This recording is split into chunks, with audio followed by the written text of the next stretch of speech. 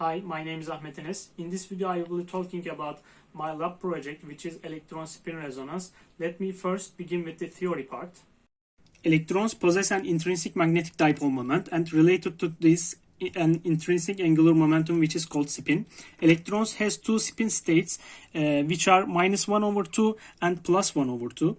When there is an external magnetic field applied, the z direction is established and there exists an energy gap between two states. If we fill this energy gap by an electromagnetic radiation which matches the energy of the energy gap, the resonance occurs because of the lower energy states. Electrons are excited to the higher energy state, and the frequency of the electromagnetic radiation is shifted. This is the main frame of our setup. The sample, which contains free unpaired electrons, is in between two magnetic field coils.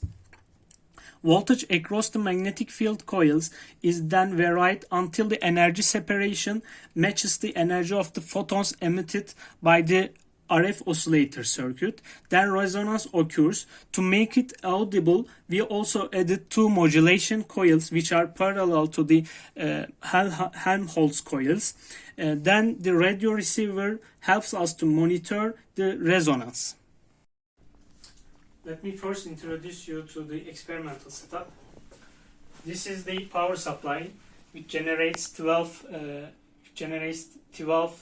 volt, and the power supply is connected to the voltage regulator circuit, which downregulates the voltage to any desired value, and we monitor it through this multimeter and adjust it via this knob.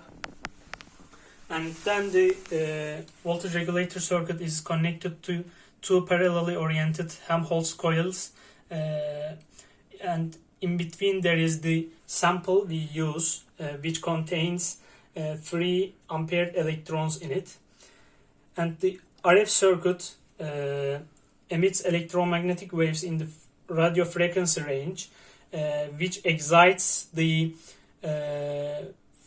free electrons from lower energy state to the higher energy state. And we use this antenna to see if there exists any change in the frequency, and the antenna is connected to the software.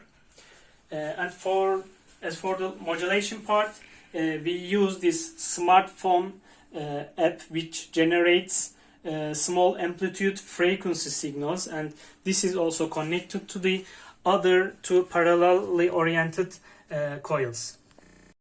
One of the problems we encountered in the experiment was the sensitivity of the setup to the external disturbances and the interference of the radio and TV signals with our RF signal. Therefore, it was not always possible to obtain quality results. So I will show you a video recording from one of our previous trials and comment on it.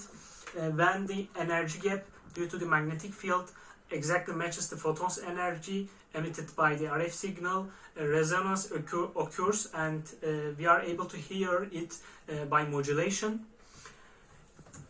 As you see here, the red strip represents the frequency of the RF signal, and the two white strips are due to the modulation. When we turn off the modulation, or the magnetic field is changed, we no longer see a modulation or resonance pattern. When we turn on the modulation, we are able to see it again. And when we change the frequency of the modulation, the sound we hear is also changed. There is a video of our setup when we recorded this. You can find it in the description.